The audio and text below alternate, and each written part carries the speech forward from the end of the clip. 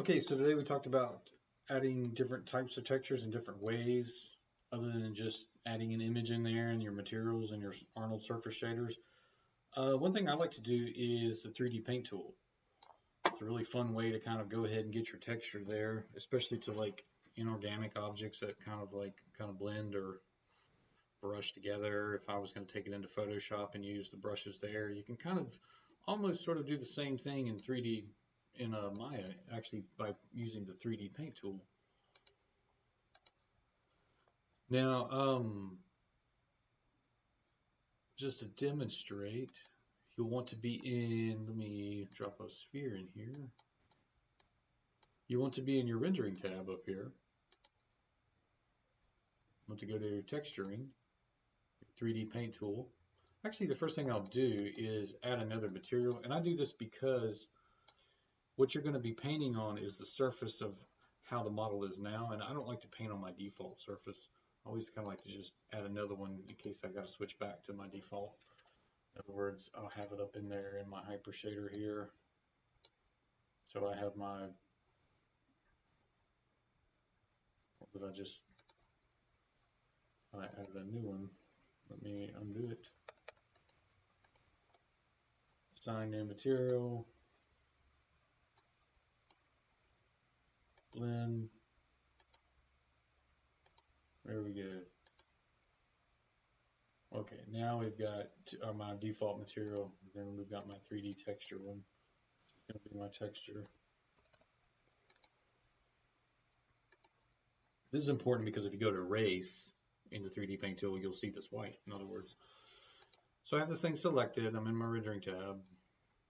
Go to my render, my texturing, and open up my 3D paint tool.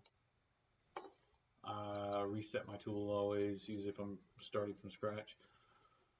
You notice the brush comes over it, but there's a big X. You can't do nothing because you have to assign the texture that you want to paint on there. You have to assign it somehow. Assign edit textures. If it's anything different than color, you probably need to switch to color because you can paint bump maps and you can paint different types of maps on there, but we're just worried about color right now.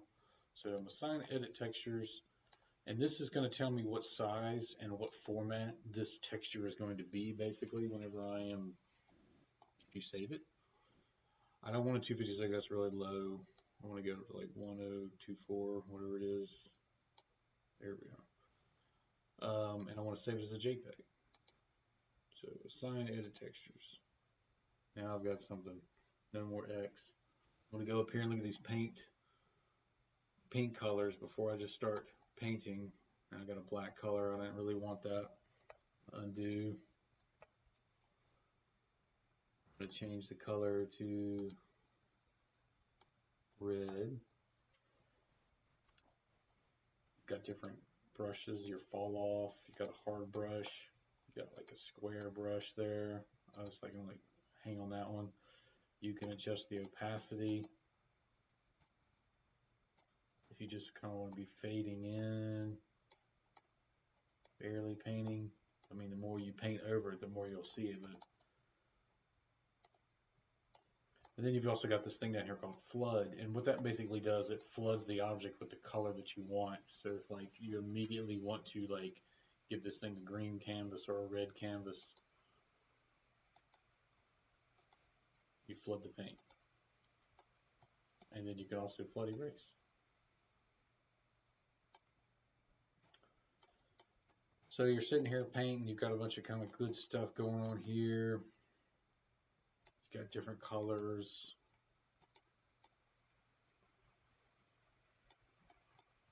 You can start to blur these effects together. You can start to smear them together.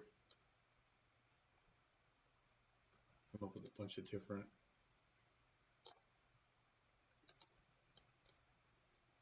blur. Blur's always a good one. Or you can erase. And erase takes you to your original default color.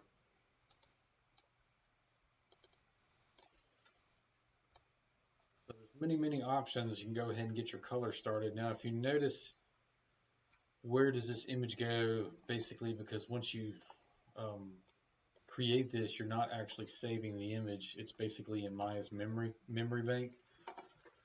You need to actually save your file. Save this as a trash file because I'm going to be trashing it. Oh, the screen here. I'm just saving this to my desktop because I want you to be able to see the UVs.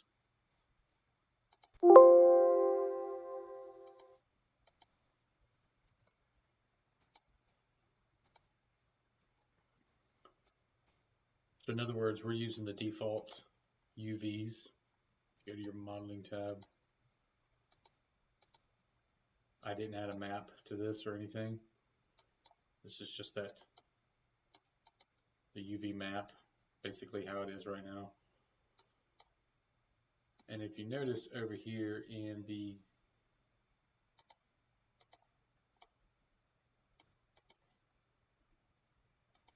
blend over here, you got your basic file, kind of like you would add the image file. But once you save the texture, you save the project, it added that file in there. In other words, it wasn't in there before. So if I didn't have a save scene as, it wouldn't actually have a file. And this actually saves to the source image of the project folder. Close that out.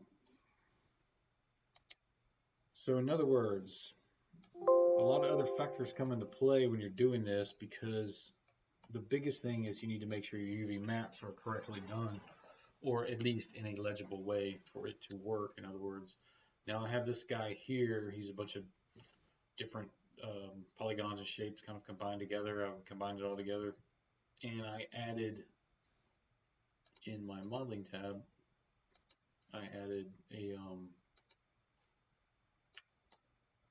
camera-based planer to him, or a camera-based map, and I just kind of like filleted the maps out. This are his back, these are his arms. You know, I'm going to be painting all this one color, so it wasn't really matter how small these little UV maps are on here, because it does affect the stretching and everything. But I'll show you how you can paint different elements, in other words, in here. So I have my guy here. Going up to rendering tab. Keep this open so you can see it. Texturing, 3D paint tool. Reset my tool. Assign edit textures to the color. 1, 2, 4. Make JPEGs.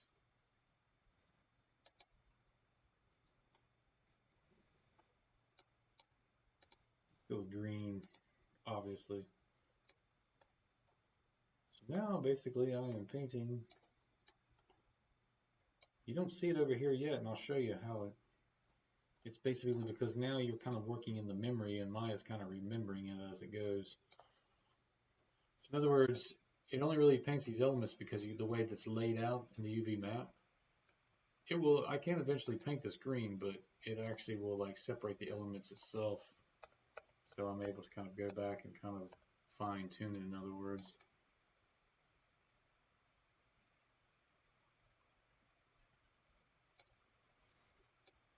So if I can just continue to kind of paint and have fun with this guy.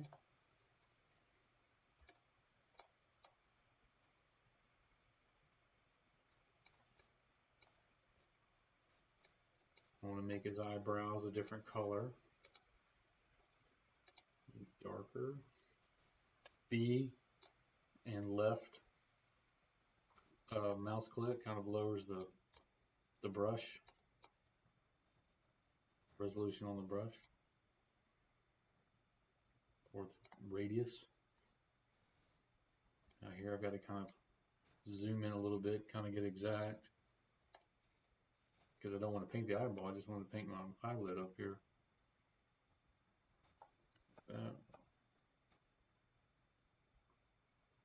It'll kind of help you along the way, but you still got to kind of have somewhat of a steady hand.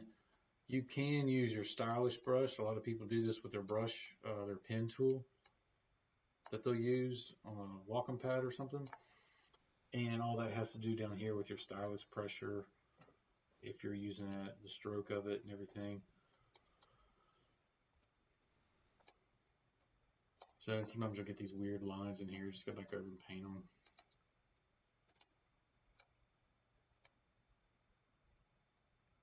That's just your UV maps. Painting up, painting over.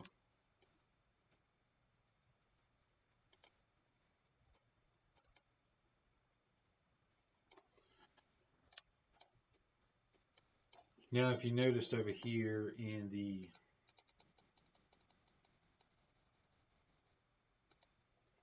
file over here, you have this over here, but there's no file name or anything. Where's this image at? It doesn't really appear till you save it. So if you go down here to save textures,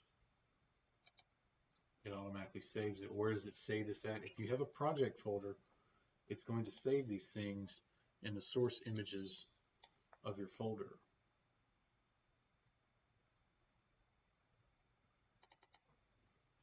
Oops.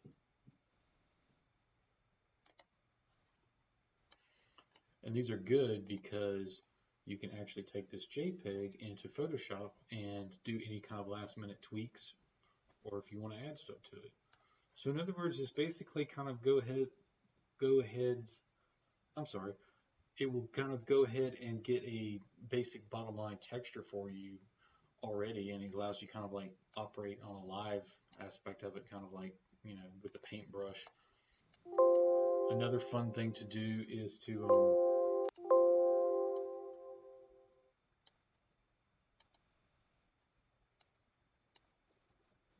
go up here to your get brush, kind of mess around with some of these files or these textures here, like this snake right here. Now you're basically going to paint on any kind of like, you know, this obviously can change with the brush.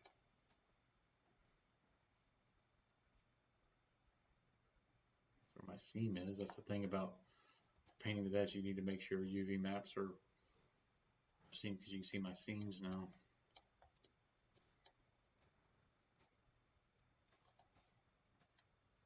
And it's still not saved in there. You have to basically save the texture for it to come up. And the renders don't look that bad. I mean, you know, you add some light to it, stuff like that. It's kind of the same thing as adding an image to it. It's just the big name of the game is making sure your UV maps are laid out properly or in a proper fashion.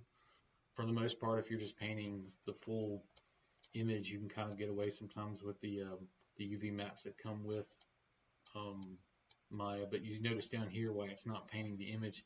That's because in my UV map,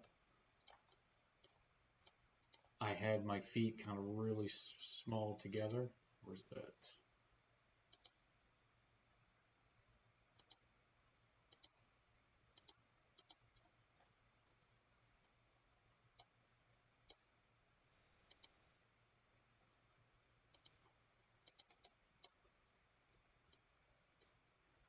So in other words, I would kind of need to probably take the shell here and maybe scale it.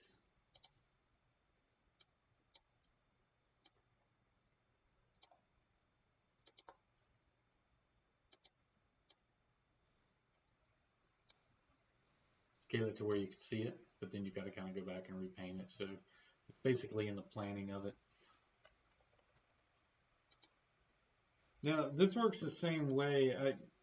Like I said, you know, we haven't explored much Mudbox, but if you have the same version, I have 2019 and 2018, so mine doesn't come up. But if you haven't done anything, make sure your UV maps are laid out good. You can actually go to Files, where I have Send to 3D Max, it'll say Send to Mudbox. You can go to Mudbox and do the same thing. But if you don't have the same version, then you'll need to export this as an FBX. So let me reply the default.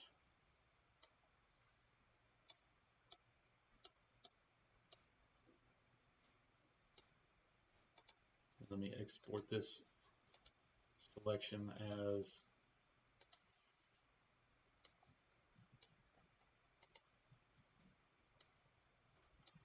I already have him out there, Frogman dude.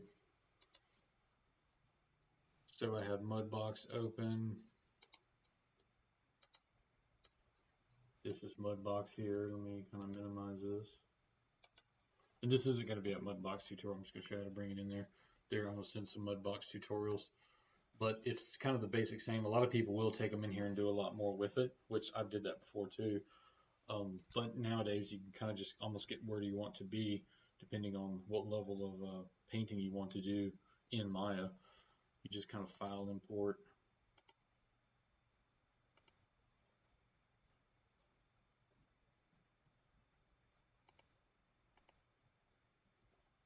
You want to keep the same mesh. And you can start using your paintbrush tool down here. This works the same way. You got your Alt and your left mouse key, and you kind of like swivel around. If you want to go up in divisions, you can Shift D. Basically, then it starts to smooth it over. You'll see that now there's more polygons. But say you've got your paintbrush here, your color is over here. It's going to start asking you what layer, what are these layers going to be? In other words, kind of like in Photoshop. So if say you're going to have a TIFF file, because when you re-export this back into Maya, it's going to send this TIFF file as a source image for your texture. But it works the same way. Right now I have a stamp on here. I don't want to use my stamp.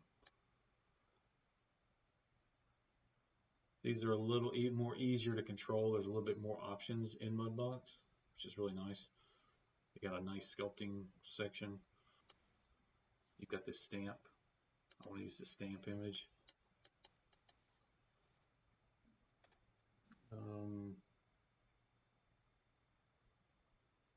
Yeah, it's like I said, this is I don't want to really get into a lot of Mudbox here, but once you paint these on here, then you just export this thing back out, export selection, and bring it back into Maya.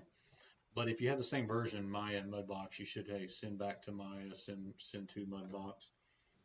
One new that I'm kind of looking into is this Substance Launcher. It's a little bit more industry standard. It's really awesome looking, and it's got a free download for educational as well. So you may want to look into that, which Mudbox does too. Mudbox works the same way as Maya, the free educational download, but Substance does too. I think you got to email them though, your ID and your school account, but something definitely to explore. But okay, well yeah, we'll have fun with that, and that's a new way of kind of creating textures. Like get them on there quick, having fun with painting. Kind of up the game on the textures, and they don't look that bad. Use some of those kind of blur in some of the stamps or the scale, like those animal selections, stuff like that. Different hair. I think there was hair in one of them. And the tools, where is it? Rendering.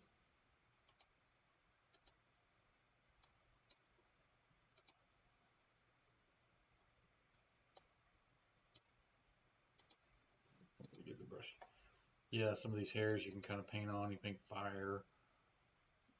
Yeah, all these hair textures and stuff like that. Fun to play around with. So, okay, well, have fun with that. And thanks for watching.